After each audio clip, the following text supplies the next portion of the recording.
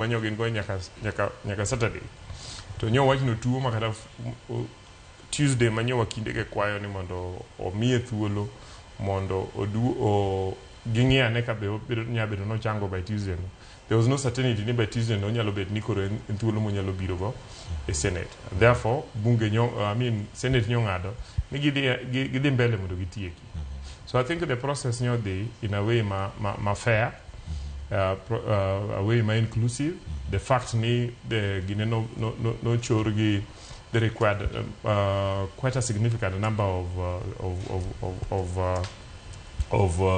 MPs and Okalagi more than 282 MPs. Kenonyoro over 50 senators out of 67 senators nyokale. Nisoni and decision my inclusive, my representatives magajo Kenyate. And the fact no team public participation, not 65% of your Kenya Yenimodo deputy president of the MPs. So I think, in my view, being a political process, the process is effective. We hope need the remaining stages brought him more pio. When we begin new deputy president, we begin vacuum. It is possible ni watch ni podinya doke court, most likely the doke court. We hope ni court they move pio mudo tieke, but even as they move very fast gitieke ke interfere with the process mosatema.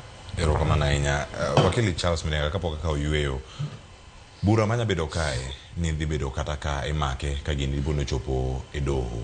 Odhi bedo mane ywak maduong' mag kinde mag Gachagua wacho ni fair hearing kata fair trial ni en mane mantiere karka ina mana lero no mane yo moro mabende kata ka japiny penjre ni en wach mantiere e odiochieng' manyorore kinde duto wach magi wacho en ni jatendgi mano jalup jatend piny Kenya